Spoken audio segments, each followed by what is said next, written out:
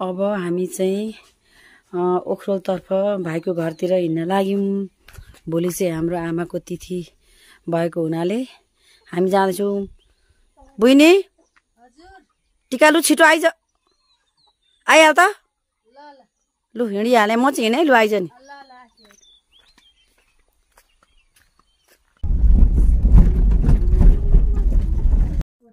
Hello भाइ हजुर आइज न तपाईँ फलार खान। भर्खरै भात खाएको भर्खर न तर अनि एउटा त चाहिँ अब एक छाएको दिन ढिलो ढिलो गरेर भात खाइसक्यो, एक छाक भयो। त्यही भएर त दुबारा नखाएको त हौ। होइन रोटी त हुन्छ हौ। हामीहरूले चाहिँ बिहान खाना खाएर आयौँ नि त, अनि अहिले चाहिँ हामी रोटी खाँदैछौँ। बुहारी आऊ खाना सँगै खाऊँ सबैले। आऊ आऊ यता यता भान्से, यता भान्से छन्, यता भान्से पनि सबै बसेर खाउँ न, अनि मजा हुन्छ। लु सबैले ओके। चावल भात चाहिँ बिहान बेलुका हामीले जस्तो भात खान्छौँ नि, हजुर बिहान बेलुका भात खान्छौँ, दिउँसो खाजा खान्छौँ होइन। तर त्यस्तो होइन। आज एक छाकी भनेको चाहिँ एक टाइम चाहिँ चावल खाने, भात खाने, एक टाइम चाहिँ रोटीहरू तरुलहरू केहरू खाँदा हुन्छ भन्ने कुरा हो। मैले चाहिँ यसलाई भातै भनेर अनुसन्धान गरेको नि त फेरि।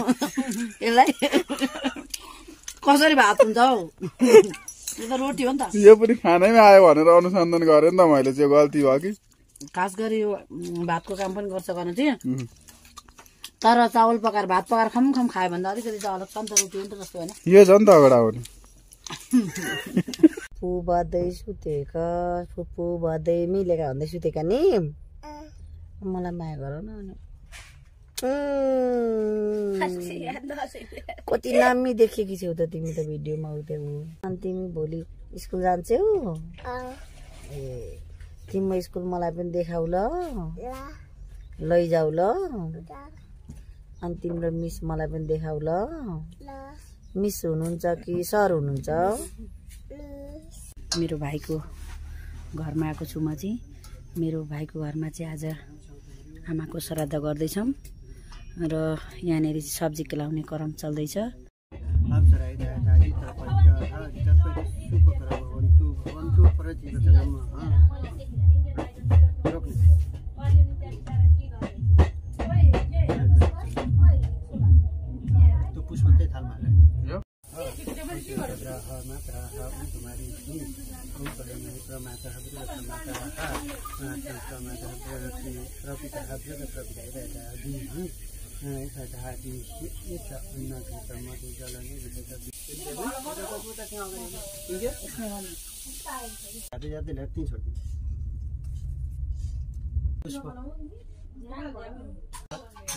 उता तीनटा कुस गएका छन् नि डाक्ला त्यहाँ तीन खेप हात कुस्नु दिन्छ।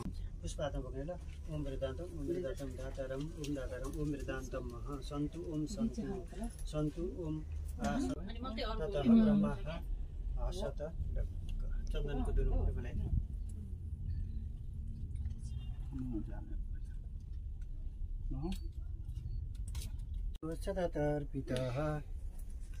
सकिँदै गएको किचनको कामहरू। उखरुल बजार चर्च ठुलो रहेछ। उखरुल बजार धेरै रमाइलो। यो चाहिँ मेरो मामाको छोराको दोकान हो। म उखरुल आएको थिएँ मेरो भाइकोमा, अनि म यता भाइकोतिर पनि घुम्दै आएको।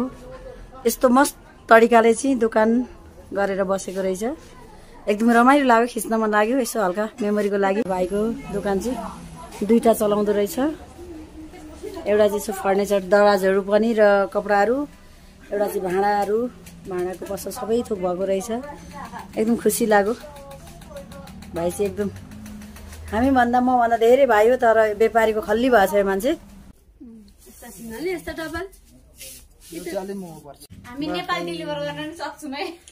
कसलाई के चाहिन्छ? म मणिपुरको ओखरोलमा छु अहिले। मेरो मामाको छोरा भाइको दोकान तथा गोदामको दृश्यहरू देखाइरहेको छु। गाग्राहरू है। अनि भान्जी अब भान्जीलाई भन्नु पर्यो नि, आमाले त केही नलाने अरे। भान्जी केही लान्छौ र मामाले दिएको? मैले उयो चुज गरिसके। के अबुई मामा हेर, सानो छ एकदम क्यूट पनि छ। हैन अनि म चाहिँ यो लाने फिक्स भयो सानो सानो कडाईहरु नि भान्जिदै यो मन पराइन टाढा जाने के गर्ने त्यो यो किनभने टाढा बाटोमा लान पनि सजिलो भाइ पनि छैन अनि सानो पनि मामाको के चिनो पनि हो यो चाहिँ लु हस्तान्तरण गरेको हेरौँ त अघि दुई आउनु भन्छ नि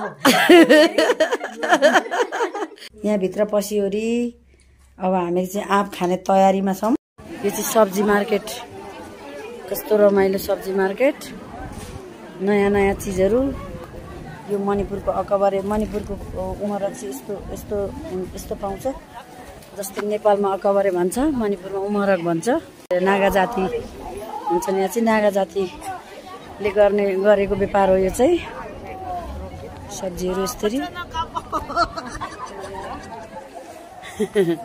आखो कि बजार नै आइबा कापा नते आ उहानबा हाम्रो चाहिँ यात्रा रमाइलो भइरहेको छ भाइकोमा गएको थिएँ दोकानमा र अहिले फेरि दिदीको घरमा आइपुगेँ दिदीको घरमा आइपुग्दा यो दिदीको घरको बाहिर चाहिँ कस्तो राम्रो फुल फुलेको छ